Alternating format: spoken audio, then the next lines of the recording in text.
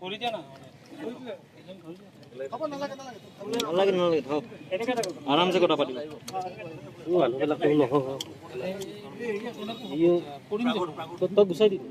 আপুনি যদি আগত থাকে বাকীখিনি একো নাই আপুনি অলপ পিছ হৈ যাওক সবেইখিনি হৈ যাব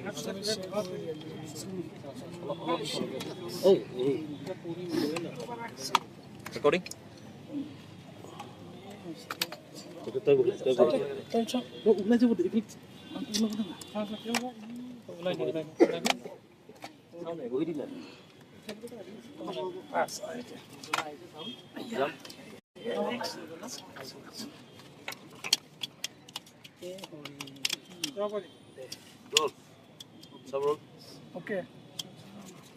প্ৰথমতে সকলোকে নমস্কাৰ আৰু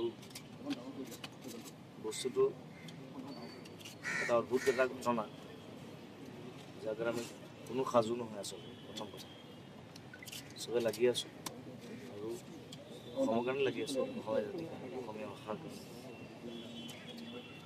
এতিয়া সাম্প্ৰদায়িক হ'ব নালাগে কথাটো প্ৰথমে মই সেইটো কথা ক'ম যে কাৰ্বি আংলং বুলি কাৰ্বি আংলঙত হ'ল সেইটো নাগালেণ্ডো হ'ব পাৰে ক'ৰবাত ঘটিব পাৰে বেলেগ চব মানুহ বেয়া নহয় তাৰ সেই 20-30জন মানুহ বেয়া আছিলে কিছুমানক ধৰিছে তেওঁলোকে শাস্তি পাব কথাবোৰ মানে ডাঙৰ হ'ব নাপায় কথাটো খালি দুখৰ কথা এইটো দুজন ভাল ল'ৰা আমাৰ অসমীয়া ল'ৰা পঢ়া শুনা শিক্ষিত তেওঁলোক মৰিলে আৰু এনেকৈ মৰাটো মানে এইটো এটা আচৰিত কথা মই এটা মোক খং উঠে মইতো মোক মৰা হ'লে মই কিন্তু 5টা মাৰি থৈ আহিলোঁ কথাটো সেইটো হ'ব নাপায় মইতো মোৰ খঙত কৈছোঁ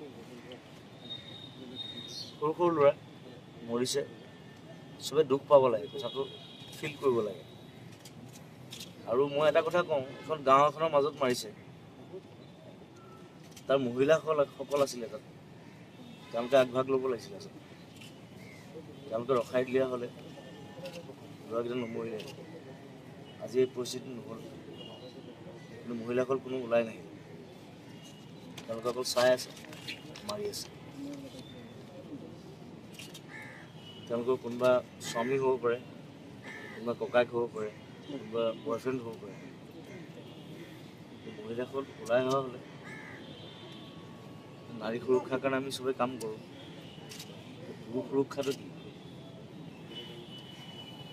মহিলাসকল ওলাই আহিব লাগিব আৰু ইলিটাৰেচি এইটো ডাঙৰ কথা এইটো আমাৰ ইণ্টেৰিয়ৰ জেগাবিলাকত এই কুসংস্কাৰ এইবিলাক বস্তুৱে বহুত ডাঙৰ হেৰি কৰে মানুহৰ মগজুত পঢ়া শুনা ঠিকেই কৰে ফেচবুক ঠিকেই জানে কিন্তু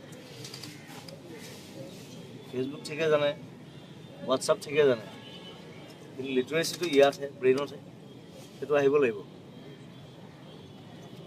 সদায় তেনেকৈ থাকিলে নহ'ব আৰু এটা মই ভিডিঅ' দেখিছোঁ পুলিচ এজনে ভিডিঅ' কৰি আছে তাৰ ডিউটি কি আছিলে তাকতো লেংটা কৰি কোৱাব লাগে পুলিচৰ ডিউটি কি মানুহক প্ৰটেক্ট কৰা নিজে মৰি যাব লাগিব বি এ জৱান নিজে মৰি যাম একো নাই গুলি খাম মৰি যাম কিন্তু তেওঁ কি কৈছে ভিডিঅ' ফুটেজ ভিডিঅ' লৈ আছোঁ চ' এইবিলাক বহুত ড্ৰবেক আছে আৰু চব মই নকওঁ বহুত আছে সেইটোতো সেইটো পাগল হয় ঠিক কৈছে মই তেনেকৈ ক'ম তেনেকুৱা ডিচি আমাক নালাগে মোৰ দেউতা মেজিষ্ট্ৰেট আছিলে তেওঁ ডিচি হৈ ৰিটায়াৰ কৰিছে মই এনেকুৱা ডিচি দেখা নাই কিন্তু কি আৰক্ষীক খবৰ দি পেলাই সোমাব লাগিব সেইখিনি বেলেগ কাণ্ট্ৰি নেকি ইছ্যুটো 2 মাহ ধৰি চলি আছিল কিন্তু এৱাৰনেছ কোনো ধৰণৰ কৰা নহ'ল আৰু তাৰ কাৰণে আজি তেনেকুৱা ডিচি নালাগে আমাক প্ৰথম কথা যি নাজানে আমাৰ সংস্কৃতি জানিব লাগিব কালচাৰ জানিব লাগিব মানুহক জানিব লাগিব দেশ জানিব লাগিব কোনখন ক'ত কি দেশ তেওঁক বাংলাদেশত পঠাই দিলোঁ হা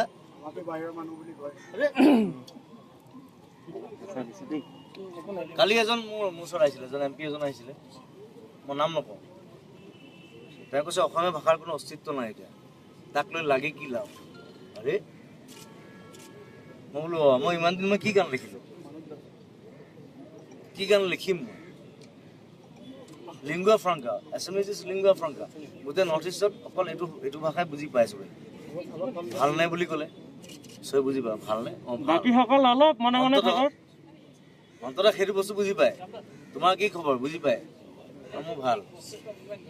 সি বেলেগ ভাষা ক'ব পাৰে, সি কাৰ্বি ক'ব পাৰে, বড়ো ক'ব পাৰে, মিচিং ক'ব পাৰে, কিন্তু আজিকালি এটা প্ৰব্লেম মই দেখিছোঁ, বেছিভাগে হিন্দী কয়, অসমীয়া নকয়। কিয় নকয়? ব্ৰিটিছে কি এনেই বনাই থৈ গ'ল নেকি লিংগুৱা ফ্ৰাংকা? এতিয়া ইংলিছ লেংগুৱেজটো, মই এতিয়া ৰাছিয়া যাম 18 তাৰিখে, ৰাছিয়াত ইংলিছ নচলে কিন্তু অকণ হ'লেও বুজি পায়, because that's the lingua franca. ৰাছিয়াত চব মানুহ আহিব, গোটেই পৃথিৱীৰ মানুহ আহিব, তাহাঁতিতো ৰাছিয়ান নাজানে, তেওঁলোকে ইংলিছে ক'ব, অলপ হ'লেও বুজি পায়। ফ্ৰান্সত ইংলিছ নকয়, but they understand, they can relate, that's why it's lingua franca. আৰু গোটেই নৰ্থ ইষ্টৰ আমাৰ অসমীয়া ভাষাটো হৈছে লিংগুৱা ফ্ৰাংকা। সেইটো ব্ৰিটিছে বনাই থৈ গৈছে, আৰু ব্ৰিটিছে এইটো খুব ভাল কাম কৰি থৈ গৈছে, নহ'লে আমাৰ ভাষা নাথাকিলে আমি ইজনে সিজনক আমি কথা পাতিলে বুজি নাপালোঁ। বেলেগে বেলেগ ভাষা ক'ব, বেলেগে বেলেগ ভাষা ক'ব, নিজৰ ভাষা কৈ থাকে, এইটো বেলেগ কথা।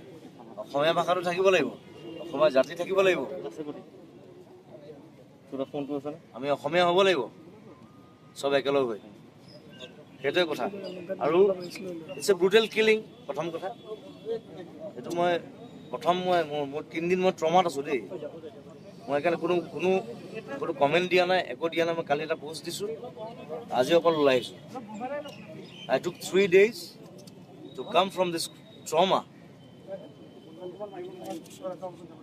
সেইটো নাপায়, অলপতো শিক্ষিত হ, অলপ লাজ পা, লজ্জা, অলপ লাজ পাব লাগে। বাহিৰৰ মানুহ নাই ইয়াত, চবে অসম টুৰিজিম, কোন আহিব ইয়াত? যদি চুলি দীঘল দেখিলে যে মানুহ মাৰি দিয়ে, কোনোবা আহিব ইয়াত? মোৰতো 15 বছৰ চুলি দীঘল আছিলে, মোক কেতিয়াবা মাৰি পেলাব লাগিছিলে, কাইলৈ মাৰি দে মোক।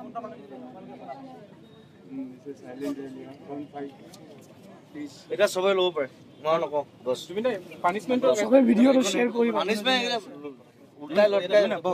যিমান পাৰে ভিডিঅ'টো শ্বেয়াৰ কৰক।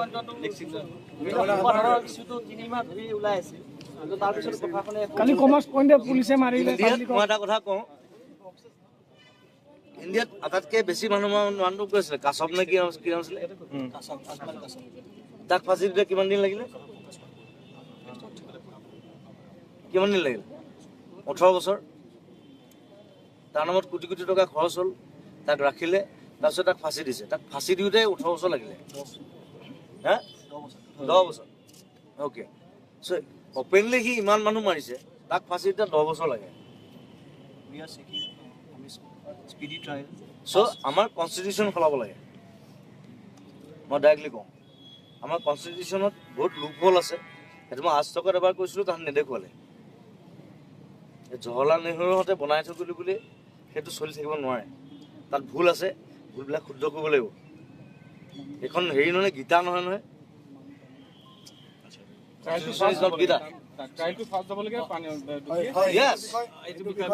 ধৰিব লাগে, একদম ফাঁচি দিব লাগে ডাইৰেক্ট, তেতিয়াহে মানুহে শিকিব। সেইটো কৰিব নাপায়। এই 3 মাহ জেলত থাকিলে ওলাই আহিলে আকৌ ঘৰত ভাত খায়।